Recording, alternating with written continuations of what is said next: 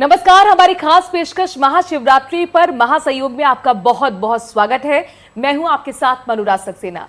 भगवान शिव और माता पार्वती की पूजा आराधना का सबसे बड़ा पर्व महाशिवरात्रि हर वर्ष फाल्गुन माह के कृष्ण पक्ष की चतुर्थी तिथि को मनाया जाता है। सभी शिव भक्तों को हर साल महाशिवरात्रि के पर्व का बेसब्री से इंतजार रहता है। धार्मिक मान्यताओं के मुताबिक इस दिन शिवलिंग पर जलाभिषेक करते हुए विधि विधान के साथ भगवान शिव की पूजा आराधना करना, मंत्रोच्चारण और अनुष्ठान किया जाता है। इस दिन ऐसा करने से भक्तों की सभी मनोकामनाओं को भोले भंडारी जरूर पूरा करते हैं। वैदिक पंचांग के मुताबिक इस साल फाल्गुन माह के कृष्ण पक्ष की चतुर्थी तिथि 26 फरवरी को सुबह 11:08 पर शुरू होगी, जिसका समापन 27 फरवरी को सुबह 8:54 पर होगा। धार्मिक मान्यताओं के मुताबिक महाशिवरात्रि पर रात्रि के चारों पहर में भगवान शिव की पूजा आराधना करने से विशेष फलों की प्राप्ति होती है। महाशिवरात्रि पर कौन से शुभ संयोग बन रहे हैं और कैसे करें पूजा, क्या करें क्या ना करें, तमाम सवालों का जवाब देने के लिए हमारे साथ स्टूडियो में मौजूद हैं ज्योतिषाचार्य डॉक्टर पूजा भाटिया और डॉक्टर नितिशा मल्होत्रा। आप दोनों का बहुत बहुत स्वागत है। सबसे पहले डॉक्टर नितिशा मल्होत्रा, आपसे मेरा सवाल है, चूंकि अब 26 फरवरी को क्या बनाया जाए, महाशिवरात्रि या फिर 27 फरवरी को, ये कंफ्यूजन हमारे दर्शकों के लिए दूर कर दीजिए। जी बिल्कुल। तो लोगों के मन में बहुत कंफ्यूजन है कि 26 फरवरी को है महाशिवरात्रि या फिर 27 को, क्योंकि हमारा जो वैदिक हिंदू पंचांग है वो सूर्य उदय की तिथि को लेता है और 26 फरवरी को 11:08 से चतुर्दशी तिथि शुरू हो रही है। इसलिए क्योंकि शिवरात्रि रात्रि के पहर का फेस्टिवल है, ये रात को मनाया जाता है और हमारे हिंदू धर्मों में सिर्फ 4 ऐसे त्योहार हैं जो मुख्य त्योहार हैं जो रात्रि के समय मनाए जाते हैं, जिसमें से महाशिवरात्रि रात्रि का समय का त्योहार है, जिसे निश्चित काल की पूजा का विशेष महत्व बताया गया है। 4 पहर की पूजा का विशेष महत्व बताया गया है, जो हमें 26 फरवरी की शाम को मिल रहा है। निश्चित काल भी और 4 पहर भी, इसलिए शिवरात्रि का त्योहार 26 फरवरी को मनाया जाएगा। जी पूजा भाटिया जी, हर हर महादेव। हर हर और आपको भी बहुत बहुत शुभकामनाएं, दर्शकों को भी बहुत बहुत शुभकामनाएं महाशिवरात्रि की। ये अब तिथि तो तय हो गई कि 26 फरवरी को ही होने वाला है महाशिवरात्रि का त्योहार। तो ऐसे में सबसे पहले ये बता दीजिए कि पूजा की मुहूर्त क्या है।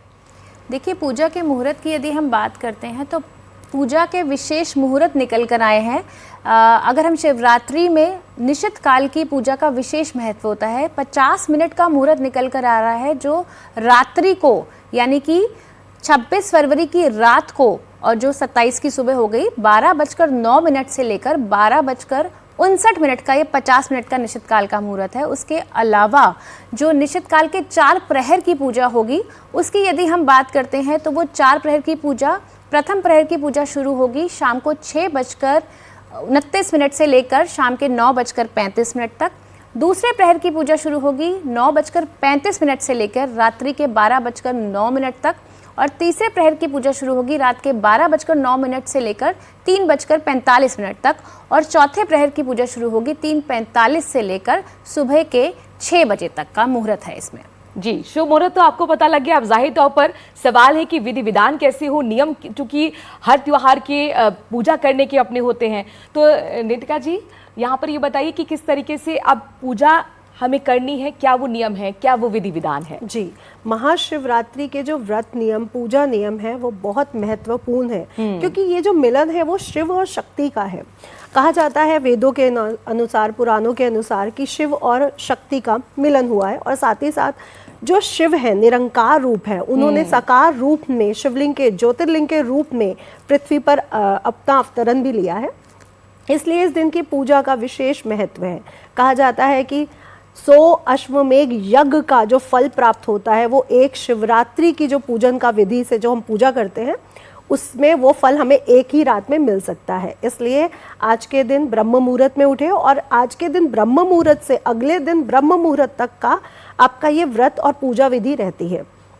तो 26 को ब्रह्म मुहूर्त में उठे, स्नान इत्यादि ज़रूर करें और स्वच्छ वस्त्र पहने। उसके बाद पंचामृत से जलाभिषेक, गंगा जी का जो गंगा जल है उससे अभिषेक, दुग्धाभिषेक, और दूध की अगर हम बात करें तो कच्चा दूध, वो भी गाय से दुआ हुआ कच्चा दूध होना चाहिए, तब हमें दुग्धाभिषेक का विशेष महत्व प्राप्त होता है, विशेष प्रभाव हमारे जीवन में जुड़ जाता है, जिससे हमारे जीवन में सभी कष्ट समाप्त होते हैं। और इसके साथ साथ हमें व्रत ज़रूर रखना चाहिए, जिसमें हमें फलाहारी भोजन का रखना चाहिए। हमें अपनी ऊर्जा को बहुत एकाग्र रखना चाहिए, क्योंकि ये रात ही बहुत ऊर्जात्मक है। महाशिवरात्रि के दिन भगवान को क्या अर्पित करना चाहिए? पूजा की थाली में क्या कुछ होना चाहिए पूजा जी? देखिए, महाशिवरात्रि जो शिव की महारात्रि है, इसमें सबसे पहले तो मैं ये बोलूँगी कि शिव देव जो है, हमारे महादेव हैं, उनको बेलपत्र बहुत प्रिय हैं। अगर आप एक श्रद्धा से एक बेलपत्र भी उन पर चढ़ा देंगे ना, तो वो उसी में ही प्रसन्न हो जाएंगे। और बेलपत्र के लिए आपको एक चीज़ का विशेष ध्यान रखना है कि बेलपत्र बिल्कुल भी खंडित ना हो और उसकी 3 पत्तियां हों तो बहुत ही शुभ है। इसके अलावा आप लाल और पीला चंदन अपनी थाली में रख सकते हैं। आप माता पार्वती के लिए श्रृंगार का सामान रख सकते हैं, उनको लाल चुनरी अर्पित कर सकते हैं। जो अविवाहित कन्याएं होती हैं, वो माता को यदि सुहाग का सामान और लाल चुनरी अर्पित करती हैं तो कहते हैं कि उनकी विवाह के योग जल्दी खुल जाते हैं। इसके अलावा हम भांग, धतूरा और क्या कहते हैं भस्म भी रख सकते हैं, और घी के दिया जो होता है वो भी हम जलाते हैं। तो थाली में ये सब रख कर और साथ में हम जो फल और मिठाई जो हम भगवान शिव को अर्पित करते हैं वो भी हम थाली में सजा सकते हैं। इस बात का हमें विशेष ध्यान रखना है कि भगवान शिव जी को हम जो है खट्टे फल बिल्कुल भी नहीं चढ़ाते हैं। खट्टे फल चढ़ाना जो होता है निषेध माना जाता है। इसके अलावा हम जो भी मौसमी फल फ्रूट है वो हम चढ़ा सकते हैं। पीले फूल हम चढ़ा सकते हैं जो बहुत शुभ माने जाते हैं। जी, महाशिवरात्रि पर इस बार कौन से संयोग बन रहे हैं? जी, तो महाशिवरात्रि पर इस बार पूरे 1965 में, पिछले 60 साल पहले महासंयोग बने थे, वो इस बार 2025 में दोबारा बन रहे हैं। सबसे पहले शनि महाराज अपनी मूल त्रिकोण राशि कुंभ राशि में विराजमान है। यहीं पर त्रिग्रही राजयोग की स्थापना भी हो रही है। दूसरे जो महत्वपूर्ण ग्रह हैं वो है सूर्य ग्रह। तो सूर्य और शनि, जिसे पिता और पुत्र का कारक भी माना गया है, दोनों एक साथ हैं। और तीसरे प्लैनेट जो है वो बुध, जिसे युवराज ग्रह भी माना गया है, बुद्धि के देवता भी माना गया है। तो तीनों एक साथ त्रिग्रही राजयोग बना रहे हैं। और साथ ही साथ शनि महाराज ने अपनी मूल त्रिकोण राशि में शश नामक राजयोग की स्थापना भी किया हुआ है। आज के दिन परिधि योग, शिववास, शिव योग और सर्वार्थ सिद्ध योग होने के कारण आज का दिन बहुत महत्वपूर्ण हो जाता है। और अगर हम पंचांग को देखते हैं तो 60 साल के बाद श्रवण नक्षत्र और उसके उपरांत घनिष्ठा नक्षत्र, क्योंकि श्रवण नक्षत्र अपने आप में पुण्य नक्षत्र माना गया है, और शुक्र महाराज अपनी उच्च राशि में मालव्य योग की स्थापना करके बैठे हुए हैं, और चंद्र महाराज आज के दिन मकर राशि में गोचर कर रहे हैं।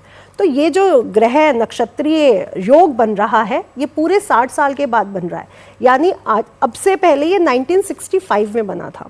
तो इस बार महाशिवरात्रि पर महासंयोग की स्थापना हो रही है, जो कि 60 साल के बाद हो रही है। और ये जो स्थितियां होती हैं ये एक काल के बाद बनती हैं। तो जो ग्रहों की, नक्षत्रों का जो गोचर है, जो ग्रहों का गोचर है, ये एक काल के बाद दोबारा बन रही है, जो बहुत शुभ संयोग है और हमारे जीवन पर, मानव जीवन पर बहुत बड़ा प्रभाव भी डालेगा। और जाहिर तौर पर पूजा जी इसका पॉजिटिव प्रभाव आए, क्योंकि महाशिवरात्रि शिव भक्तों के लिए बहुत खास दिन है, और जिस तरीके से 60 साल बाद शुभ संयोग बन रहे हैं तो हर कोई चाहेगा कि हमारे लिए शुभ हो। तो ऐसे में जिनकी नौकरी नहीं लग रही है या जो करियर में प्रमोशन चाहते हैं, बिजनेस में चाहते हैं कि फले फूले उनका बिजनेस, उनके लिए क्या उपाय आज के दिन के लिए आप बताएंगे? देखिए, भोलेनाथ तो ओम नमः शिवाय के जाप से ही मान जाते हैं। एक बेलपत्र यदि आप उन पे श्रद्धा से चढ़ा देंगे और एक लोटा जल भी अगर आप चढ़ा देंगे तो आपकी ज़िंदगी के सारे कष्ट दूर हो जाएंगे। जो लोग नौकरी पाना चाह रहे हैं या जो लोग कर्ज में डूबे हुए हैं, अगर शिवलिंग पे गन्ने के रस से अभिषेक करते हैं तो कहा जाता है कि इससे उनकी ज़िंदगी के सारे कष्ट जो हैं दूर हो जाते हैं। साथ ही कुछ लोग जो मोक्ष प्राप्ति चाहते हैं, मोक्ष प्राप्ति के लिए किसी भी तीर्थ स्थल का गंगा जल अगर आप उससे जलाभिषेक करते हैं तो कहा जाता है कि शिव जी जो है सीधा मोक्ष को आपको प्रदान करते हैं। उसके अलावा अगर आप चाहते हैं कि आपकी सभी इच्छाएं पूरी हो, आपकी ज़िंदगी में कोई भी रुकावट है वो दूर हो, तो आप जो है पंचामृत से भी शिवलिंग का अभिषेक कर सकते हैं। अगर राहु केतु की दशाएं चल रही हैं या आपकी ज़िंदगी में साढ़े साथी की वजह से रुकावटें आ रही हैं या आपकी धन वृद्धि नहीं हो रही है, व्यापार में दिक्कतें आ रही हैं, तो आप शिवलिंग में थोड़े से काले तिल डाल के भी शिवलिंग का अभिषेक कर सकते हैं। पीली सरसों यदि आप डालते हैं तो कहते हैं कि इससे धन धान्य की प्राप्ति होती है। और शिवलिंग पे आप बेल या बेलपत्र जब चढ़ाते हैं तो आप बेलपत्र चढ़ाते समय इस समय एक चीज़ का विशेष ध्यान रखें कि जो चिकना हिस्सा होता है बेलपत्र का वो आप शिवलिंग पर अर्पित करें और अपनी ये 3 उंगलियां जो होती हैं इन 3 उंगलियों से ही बेलपत्र को ऐसे करके आपको शिवलिंग पर अर्पित करना है। इससे आपकी सभी मनोकामनाएं पूरी होती हैं। सभी मनोकामनाएं होंगी, धन की वर्षा होगी। लेकिन यहाँ पर नितिशा जी, चूंकि लड़कियां ये चाहती हैं, कन्याएं ये चाहती हैं कि शिव जैसा हमें लाइफ पार्टनर मिले, तो जिनकी शादी नहीं हो रही है वो किस तरीके से पूजा करें शिवरात्रि के दिन? जी, सबसे पहले आपकी कोई भी मनोकामना हो, अगर आप अपनी मनोकामना को पूर्ण करना चाहते हैं तो बिल्व पत्र पर चंदन से अगर आप राम राम सीता राम लिख देते हैं और वो आप शिवलिंग पे चढ़ाते हैं तो आपकी सभी मनोकामनाएं पूर्ण होती है। चाहे वो पैसे की है, चाहे वो शादी की है, चाहे वो संतान की है, चाहे वो प्रमोशन की है या वो व्यवसाय की है। तो बिल्व पत्र जरूर चढ़ाएं और 108 बिल्व पत्र लेके चढ़ाएं। बिल्व पत्र बिल्कुल सही है कि चिकना सरफेस ही चढ़ता है। और दूसरी बात, बिल्व पत्र टूटा कटा फटा नहीं होना चाहिए, इस बात का विशेष ध्यान रखा जाए। और जो हमारी कन्याएं हैं या उनके जो माता पिता हैं वो अपनी बेटियों के लिए एक सहयोग वर ढूंढ रहे हैं, तो अगर आप केसर से शिव जी का अभिषेक कर देते हैं, आप जल लीजिए, उसमें थोड़ा सा शक्कर डालिए, उसमें केसर घोलिए और उस जल से अगर आप अभिषेक करते हैं तो जो कन्याएं हैं उनके लिए उचित वर भी उनको प्राप्त होंगे और उनके माता पिता जो उनके लिए वर ढूंढ रहे हैं उनको भी बहुत अच्छे योग बनेंगे, जिससे उनकी बेटी का एक सुयोग वर से विवाह हो जाएगा। और अगर पुरुष ये करना चाहते हैं अपनी शादी के लिए, वो इत्र से और देसी घी से, गाय के शुद्ध देसी घी से अगर अभिषेक कर देते हैं तो उनको भी अच्छी कन्या, एक अच्छी पत्नी के रूप में प्राप्ति होती है। जी, महाशिवरात्रि जो कि समर्पित है भगवान शिव के लिए और पार्वती के लिए, तो पूजा जी भगवान शिव और पार्वती जैसा एक प्यार भी पार्टनर्स के बीच में बना रहे, उसके लिए क्या करना चाहिए? उन कपल्स के लिए भी जरा कुछ उपाय दीजिए। देखिए, महाशिवरात्रि कहते हैं ना कि देवों के देव महादेव उनकी रात्रि है। इस दिन शिवजी जो है निराकार से साकार रूप में अवतरित हुए थे और कहते हैं कि ज्योतिर्लिंग के रूप में प्रकट हुए थे और इसी दिन इन्होंने पार्वती जी को अपनी पत्नी स्वरूप में स्वीकारा था। तो जितने भी लोग जिनकी भी जिंदगी में विवाहित जीवन में बाधाएं आ रही हैं, तो ऐसे में दोनों पति पत्नी शिव मंदिर जाएं, वहां जाके घी का दिया जलाएं और वहीं पर बैठकर यदि शिव चालीसा का पाठ करते हैं तो उनके लिए बहुत शुभ है। उनकी ज़िंदगी में जितनी भी प्रॉब्लम्स आ रही हैं, मैरिड रिलेटेड इश्यूज आ रहे हैं, वो ख़त्म हो जाएंगे। साथ ही जितनी भी सुहागन महिलाएं हैं, यदि वो माता को लाल चुनरी अर्पित करती हैं, माता को श्रृंगार का सामान अर्पित करती हैं, तो उनकी वैवाहिक बाधाएं जो हैं वो दूर हो जाती हैं। वहीं पर बैठ के यदि आप बेलपत्र पर आप राम राम या ओम नमः शिवाय लिखकर शिवलिंग पर अर्पित करते हैं तो बहुत शुभ है। महाशिवरात्रि के दिन कई लोग व्रत भी रखते हैं, तो नितिशा जी उसमें क्या खाना चाहिए और वो खोले कब व्रत, ये भी बताएं।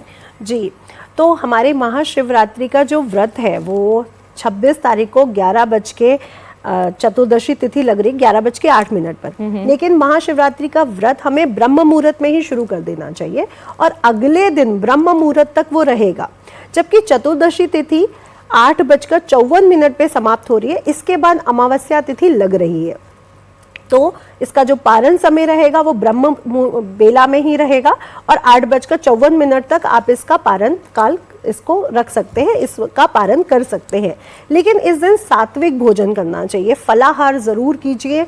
और अगर जो लोग रोगी नहीं हैं, जो लोग बच्चे नहीं हैं, जो लोग वृद्ध हैं, वो लोग ना रख पाए व्रत को तो कोई बात नहीं, लेकिन जो लोग रख सकते हैं और जो लोग नहीं भी रख सकते, इस दिन फलों का रस, फलों को खा लीजिए, फलों को ले लीजिए, तो पूरा शिवरात्रि का जो प्रभाव है, जो फल है, व्रत का जो फल है वो आपको प्राप्त हो जाएगा। तामसिक भोजन से कृपया दूर रहे, क्योंकि आज के दिन तामसिक, क्योंकि ये जो योग होता है ना वो हर तरह की स्थितियों को बढ़ाने वाला होता है। तो अगर आप तामसिक या बुरे कार्य करते हैं या किसी के बारे में बुरा सोचते हैं तो बुराइयां आपके साथ जुड़ जाती हैं। आज के दिन को पूरी तरह फलाहारी रखें, शुद्ध रखें और सात्विक रहे, ताकि हमारे साथ वो सात्विक ऊर्जा, आध्यात्मिक ऊर्जा हमारे साथ जुड़ सके।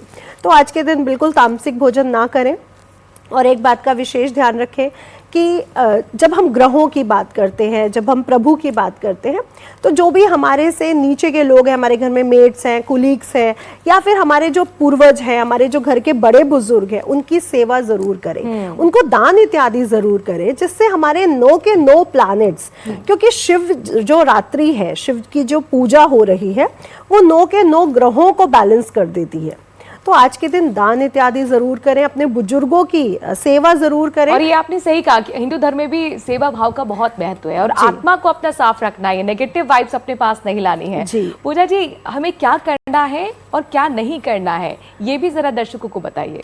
देखिए, क्या करना है कि यदि हम बात करते हैं तो इस दिन उपवास अगर आप कर सकते हैं तो ज़रूर कीजिए, क्योंकि कहा जाता है अगर आप पूरे साल अगर आप कोई भी उपवास नहीं रखते हैं, लेकिन इस दिन यदि उपवास करते हैं तो वो आपको पूरे साल भर के उपवासों का जो एक तरह से फल है वो प्रदान किया जाता है। भगवान शिव की आप पे कृपा दृष्टि बनी रहती है। इसके साथ ही सारा दिन आप ध्यान कीजिए, शिव जी के मंत्रों का उच्चारण कीजिए। अगर आपको कोई स्पेसिफिक मंत्र नहीं आता है तो नमः शिवाय का मंत्र का जाप कीजिए, ओम नमः शिवाय के मंत्र का जाप कीजिए। जो कन्याएं हैं वो ओम गौरी शंकराय नमः के मंत्र का जाप कर सकती हैं।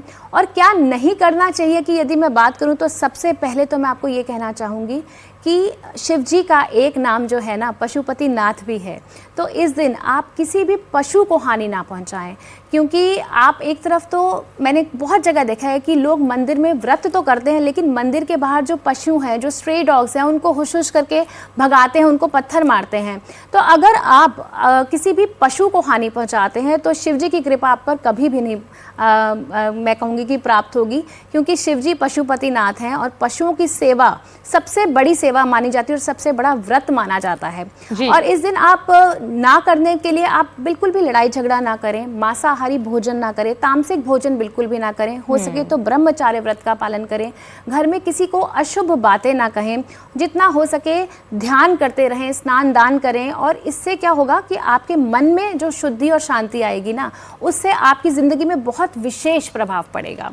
और शुद्धि शांति ही त्योहार लेकर आता है, मकसद यही होता है, चाहे कोई भी त्योहार हो। नितिशा जी, यहाँ पर जनरली जो गलतियां हो जाती हैं, चाहे वह पूजा से लेकर मन को शांत करने से लेकर या भगवान को प्रसन्न करने से लेकर, क्या जनरली वो गलतियां होती हैं जिसको हमें नहीं रिपीट करना है? जी, तो शिवरात्रि के त्यौहार पर ये गलतियां तो आप बिल्कुल भी ना करें। सबसे पहले जो बिल्व पत्र है वो शिव जी को बहुत प्रिय है, तो कटा फटा नहीं होना चाहिए और सीधा नहीं चढ़ाना है, उसका चिकना सरफेस, जितना भी सॉफ्ट सरफेस है वो ही चढ़ेगा। तो इस बात का बेहद ध्यान रखें। दूसरा जो आपने बात का बहुत ध्यान रखना है कि आप किसी भी तरह से, अगर आप सात्विक नहीं हैं, अशुद्ध हैं, तो आप किसी भी तरह से मंदिर में या किसी भी पूजा को ना करें। आप मंत्र उच्चारण कर सकते हैं कहीं पर बैठ के, जैसे रजास्वल होती हैं स्त्रियां, तो आप मंत्र उच्चारण कर सकती हैं बैठ के, नमः शिवाय, ओम नमः शिवाय, ओम महादेवाय च विद्महे तत्पुरुषाय च धीमहि तन्नो शिव प्रचोदयात्। आप मंत्रों के जाप करिए, बट उनको हाथ मत लगाइए। और चलिए अब आपको बताते हैं कि किस राशि को किस तरीके से पूजा करनी है ताकि आपकी दुख दर्द दूर हो और आपकी हर मनोकामना पूरी हो। सबसे पहले नितिशा जी आप बताइए, मेष राशि वालों को क्या कुछ उनके लिए उपाय आप बताएंगी? जी, मेष राशि वालों की 7.5 भी शुरू होने वाली है और मेष राशि के जो स्वामी ग्रह हैं वो मंगल हैं, इसलिए आप शहद और लाल चंदन से अगर शिवलिंग पर अभिषेक करते हैं तो आपके सभी मनोरथ भी पूर्ण होते हैं और आपके जीवन में जो शनि की 7.5 के कारण कुछ रुकावटें, कुछ धीरे गति से होने वाले कार्य हैं वो भी संपूर्ण रूप से गतिशील हो जाते हैं। इसलिए लाल चंदन, मैं तो कह रही हूँ पूरा साल ही, जब तक अगली शिवरात्रि आएगी तब तक आप लाल चंदन और शहद शिवलिंग पर डेली चढ़ाएं, आपको विशेष प्रभावों की प्राप्ति होती है। जी, पूजा जी, वृषभ राशि के लिए? वृषभ राशि की यदि मैं बात करूं तो वृषभ राशि के जो स्वामी हैं वो शुक्रदेव हैं। तो ऐसे में आप शिवलिंग पर इत्र चढ़ा सकते हैं, सुगंधित फूल चढ़ा सकते हैं। सफ़ेद फूल जो है शिव जी को बहुत प्रिय है। साथ ही आप सफ़ेद चीज़ें जो है शिवलिंग पर अर्पित कर सकते हैं, जैसे कि आप दही से उनका अभिषेक कर सकते हैं, गंगा जल में थोड़ा सा कुछ बूंदे आप शुद्ध घी की या फिर पंचामृत बनाकर भी आप शिवलिंग पर अर्पित कर सकते हैं। और साथ ही सफ़ेद मखाने की खीर बनाकर आप शिवलिंग पर अर्पित कर सकते हैं, आपके लिए बहुत शुभ होगा। मिथुन जी, राशि के लिए। अगली राशि मिथुन है और मिथुन राशि के जो स्वामी ग्रह हैं वो बुध प्लैनेट है। बुध यानी बुद्धि के देवता। तो अगर आप शिवलिंग पर बिल्व पत्र से, चंदन से राम राम लिख के अगर शिवलिंग पर अर्पित करते हैं तो मिथुन राशि के, कहते हैं ना, भाग्य खुल सकते हैं। और ये शिवरात्रि मिथुन राशि के भाग्य खोलने के लिए ही आ रही है, तो मिथुन राशि के भाग्य खुल सकते हैं। और साथ ही साथ दूर्वा जरूर चढ़ाएं, गणेश जी पर भी और शिवलिंग पर भी। इससे भी आपको विशेष प्रभावों की, फलों की प्राप्ति होती है। और कई लोग सोचते हैं कि जो तुलसी है वो बुध ग्रह से जुड़ी हुई है। जी हाँ, तुलसी बुध ग्रह से जुड़ी है, लेकिन तुलसी शिवलिंग पे नहीं चढ़ाई जाती। तो इस बात का बेहद ध्यान रखें कि तुलसी शिवलिंग पर नहीं चढ़ानी है। कर्क राशि वालों के लिए क्या करना है? कर्क राशि के स्वामी चंद्रमा है और चंद्रमा देखिए शिवलिंग ने अपनी ही जटाओं पर उन्हें रखा हुआ है। तो बहुत शुभ है यदि कर्क राशि वाले शिवलिंग पर दूध से अभिषेक करें, उनके आगे देसी घी का दिया जलाएं और साथ ही मखाने की खीर, चावल की खीर और उन पर यदि सफ़ेद अक्षत अर्पित करते हैं कर्क राशि वाले तो बहुत शुभ है। अक्षत के बारे में मैं यहाँ कहना चाहती हूँ कि आप जो है खड़ा चावल ही शिवलिंग पर अर्पित करें। अक्षत जो है कभी भी टूटे हुए नहीं आपको अर्पित करने चाहिए, हमेशा साबुत अक्षत, क्योंकि अक्षत का मतलब ही होता है जिसकी कभी क्षति ना हो। तो इसलिए टूटे फूटे और खंडित चावल आप शिवलिंग पर अर्पित ना करें और साबुत चावल ही अर्पित करें, आपके लिए बहुत शुभ रहेगा। सिंह राशि कैसे भगवान शिव को प्रसन्न करें? जी, तो सिंह राशि के स्वामी सूर्य ग्रह हैं और इस समय वो पिता पुत्र की युति कुंभ राशि में भी हुई है। इसलिए लाल चंदन से अगर आप अभिषेक करते हैं, पंचामृत से अगर आप अभिषेक करते हैं, तो आपके जीवन में जितना भी संघर्ष है, कष्ट है, क्योंकि सिंह राशि वालों के जीवन में कष्ट आएगा, लेकिन वो सिंह राशि है, वो अपने राजा के समान फिर उभर जाएगी।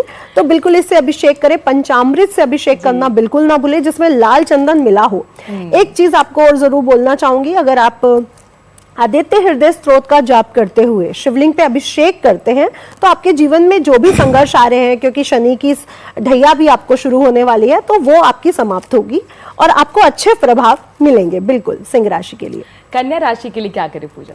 देखिए, कन्या राशि के स्वामी बुध ग्रह हैं, तो आप जितनी भी हरी चीज़ें हैं वो आप शिवलिंग पर अर्पित कीजिए। जैसे कि आप गन्ने का रस शिवलिंग पर अर्पित कर सकते हैं। आपकी अगर कोई कर्ज से रिलेटेड कोई इश्यूज़ हैं, फाइनेंशियल इश्यूज़ हैं, तो गन्ने का रस अर्पित करने से बहुत आपको इससे लाभ होगा। साथ ही आप दूर्वा अर्पित कर सकते हैं, आप बेलपत्र अर्पित कीजिए, आप पान का बीड़ा, मीठे पान का बीड़ा यदि अर्पित करेंगे तो आपके वैवाहिक जीवन में भी खुशियाँ आएंगी और मिठास आएगी।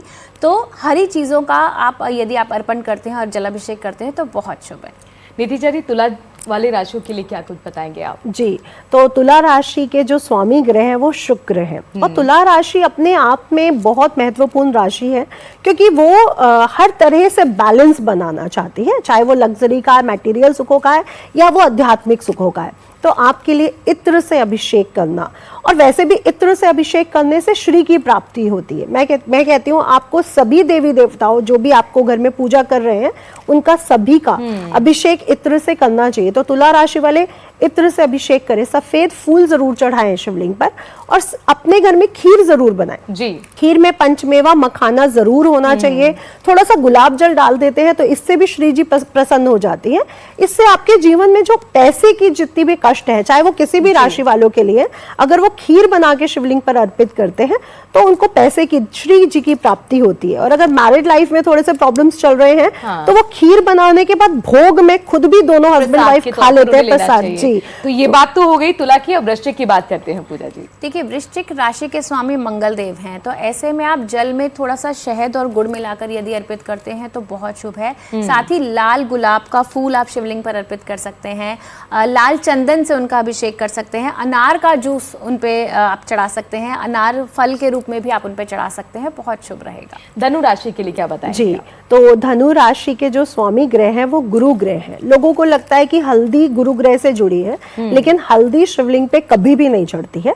इसलिए आप केसर युक्त जल में थोड़ी सी शक्कर या गुड़ मिला लें, उसमें केसर मिला के या केसर युक्त खीर से भी अगर आप अभिषेक कर देते हैं शिव जी का, पीले फूल चढ़ाते हैं, पीले फल चढ़ाते हैं, आम है, केला है, तो शिव जी प्रसन्न होते हैं और धनु राशि पर अपनी कृपा बनाए रखते हैं। जी। मकर राशि के लिए क्या उपाय बताएंगी पूजा जी? देखिए, मकर राशि के लिए मैं यही बोलूँगी कि जिन भी लोगों की ज़िंदगी में बाधाएं आ रही हैं, शत्रु से प्रॉब्लम आ रही है, कर्जे की दिक्कत आ रही है, हेल्थ रिलेटेड इश्यूज आ रहे हैं, वो यदि शिवलिंग पर थोड़े से गंगा जल में थोड़े से काले तिल डालकर शिवलिंग पर अर्पित करते हैं तो उनकी ये सभी बाधाएं जो है दूर हो जाती हैं। साथ ही अगर आप नीले रंग के फूल अर्पित करते हैं शिवलिंग पर तो उनके लिए बहुत शुभ है। ये काले तिल का जो उपाय होता है, जिनकी 7.5 चल रही है, जिनकी शनि राहु केतु की दशाएं चल रही हैं, जिनको बहुत ज़्यादा हेल्थ रिलेटेड इश्यूज आ रहे हैं, वो ये उपाय करें तो उनको बहुत लाभ होगा। कुंभ वालों के लिए भोलेनाथ की कृपा बरसे, उसके लिए क्या उपाय? जी, तो कुंभ राशि के स्वामी शनि ग्रह हैं और अपना कुंभ राशि में ही गोचर कर रहे हैं इस समय। उसके उपरांत वो मीन राशि में गोचर करेंगे। मैं कुंभ राशि से कहूंगी कि अपराजिकता के जो नीले फूल हैं, अगर आप वो शिवलिंग पे चढ़ाते हैं और साथ ही साथ गन्ने के रस से या किसी भी फल के रस से, चाहे वो अनार का है, चाहे वो गन्ने का है, चाहे वो आम का है, ऋतु फल जो भी ऋतु में आ रहे हो उनको अर्पित करते हैं तो शिव जी की असीम कृपा कुंभ राशि पर बनी रहती है। और शिव जी की गणों में शनि ग्रह खुद है जुड़े हुए उनसे, तो शनि ग्रह भी उनसे प्रसन्न होते हैं और शिव जी की असीम कृपा भी उन्हें प्राप्त होती है। मीन राशि के लिए पूजा जी बताइए उपाय। मीन राशि के स्वामी बृहस्पति देव हैं, तो आप जो है पीले चंदन से उनका अभिषेक ज़रूर करें, पीले गेंदे के फूल अर्पित करें, फूलों की माला उनको अर्पित करें। साथ ही दूध में आप थोड़ा सा गुड़ मिलाकर उनको अर्पित करेंगे तो आपके लिए बहुत शुभ होगा। आप पंचामृत से भी शिवलिंग का अभिषेक कर सकते हैं, आपको शिव जी की कृपा प्राप्त होगी। बहुत बहुत शुक्रिया पूजा जी, बहुत बहुत शुक्रिया नितिशा जी, हमारे दर्शकों को बताने के लिए राशि के मुताबिक किस तरीके से पूजा अर्चना करनी है ताकि भोलेनाथ की कृपा आप पर बरसती रहे। और यही उम्मीद के साथ कि आपकी सभी मनोकामनाएं भोलेनाथ पूरी करें। और भोलेनाथ भोले हैं, तो आप सच्चे मन से कुछ भी मांगते हैं, बस वो सच्चे मन के भूखे हैं। तो आत्मा को साफ रखते हुए, शांत रखते हुए भगवान की आराधना करें और उम्मीद करते हैं कि आपकी सभी मनोकामनाएं पूरी हों। और इसी उम्मीद के साथ हमारी खास पेशकश में आज के लिए इतना ही। नमस्कार।